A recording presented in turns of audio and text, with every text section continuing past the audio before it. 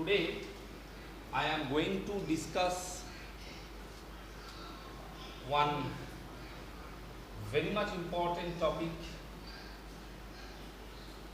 and it is very much required in your cognitive development in this subject, that is different forms of business organization. You know it very well that business is an economic activities which comprises industry and commerce. Each and every business, it has its own structure and system, and for this reason it is known as organization.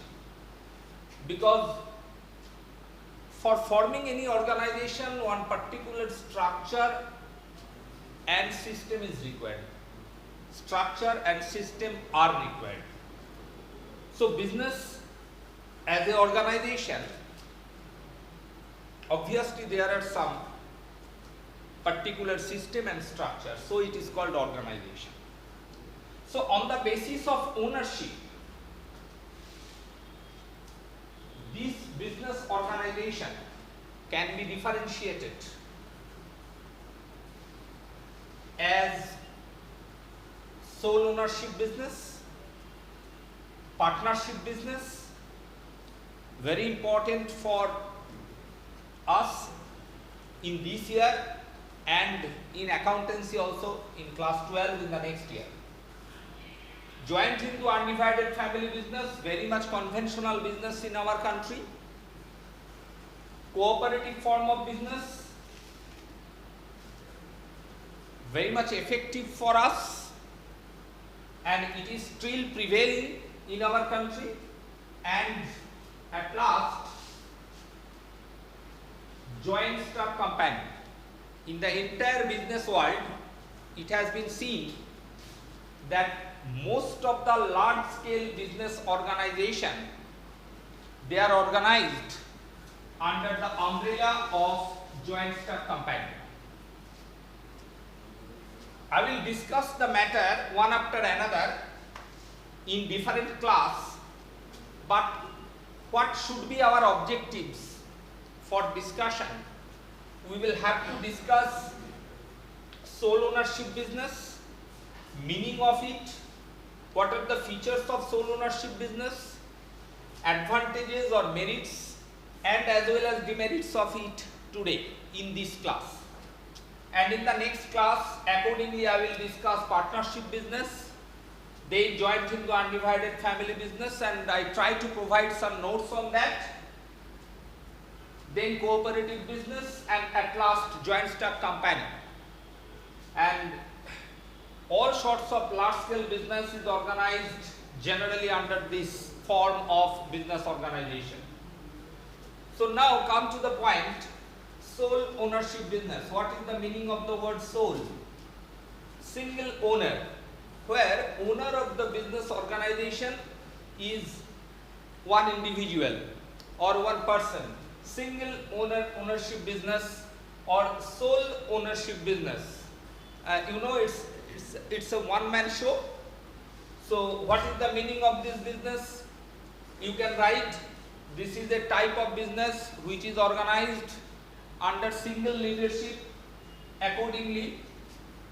So this is called single or sole ownership business. What are the features of this business? You know it very well. Where there is a single owner, the entire motive of this business is to run by investing capital only by single owner. Second one, his or her motivation always for getting the profit of from this business, and this is the only motivation. For this reason, sole ownership business is still prevailing in our society. So single ownership is there. Now, what are the merits and demerits of this business? If you think the meaning and if you think about different features of single ownership business, you know the single owner has its own unlimited liability regarding this business. In case of business studies, single owner and the business organization, they are not separate identity. It is assumed they are same. In case of single ownership business, it can be said the entire profit earned by this business, it must be enjoyed by that single owner only. He is the sole authority to take the entire decision regarding each and every steps in this type of business. He will get the entire profit, and his or her liability will be unlimited. What do you mean by unlimited liability? It is a point of discussion. You will have to read the matter in other form of business organization afterwards, but you should know the meaning of unlimited liability. What is unlimited liability? For your information, suppose the liability of single ownership business, it is said it is unlimited because single owner personally held responsible to pay the entire liability of the business, of the organization, of the business organization. If the entire liability of business organization, say you can assume if the entire liability of the business organization,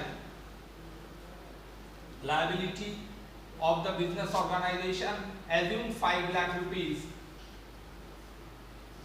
and if it is seen that by selling the entire assets of the business organization, the liability can be settled, suppose maximum 4,30,000, then 70,000 is the deficit amount. These 70,000 rupees will not be the liability of the business organization. It will automatically converted into the liability of the single owner of that organization, and his assets may be confiscated, or he is personally liable to pay these 70,000 rupees on behalf of business organization to the external liability, to the external party or to that third party. So for this reason it can be said that the liability of sole ownership business is unlimited because he is personally liable to pay the entire liability of the business organization. Now what are the merits? If you think about the features of this business, you can easily detect some merits of this organization. First of all, as because you are the single owner, if you think yourself you are the owner of this business, you think that your entire motivation for this business will drive, because you are earning. If your business will earn profit, you will the only person to enjoy the entire profit of the firm. So this is the most important booster, motivational booster for your business. So this is the merits. Second one, the small amount of capital, or you can invest the capital according to your capability into this business. The entire control of your business, as because within your hand, your span of control never be scratched in this type of business, because you should expand this business. You are the person to expand this business according to your own capability. So you are the only decision maker for taking any type of decision in this business. There is no botheration from your part to consult with others regarding the decision of this business by you, because you are the sole owner, you are the sole authority to take any decision for your business. Now, what are the demerits of this business? From the merits of this business, you can conclude, or you can identify some demerits of this business. First of all, you think, as because you are the sole owner, you are the only person to invest the amount that is called capital by you into this business, and there is a limitation by the single owner to invest the huge amount of capital in this business. So it is seen in our world that all sole ownership business, it is generally formed in either small scale or medium scale. For this reason, the shortage of capital, it is it may be said that one of the demerits, one of the most important demerits of this business. Second one, as because if you think you are the sole owner of this business, you are the single authority to take decision, and there is no botheration from your part to consult with others. For this reason, the quick decision can be taken in this business. So, quick decision, you may write it as advantage, but sometimes on the basis of the same point, you can prove that this is also the demerits or this is disadvantageous for this business, because sometimes quick decision may be the wrong decision. If you do not feel to take consultation for your decision with others, sometimes your quick decision, your own decision may be the wrong decision, and that may fatal for your business in some cases. It has been seen in our society nowadays. Third one, it is said that one man is not big enough to control the entire thing. You know, the business activities involve different types of activities. You know, financing activities are there, then investing activities are there, then operating activities are there. Operating activities can be divided into 3 or 4 parts.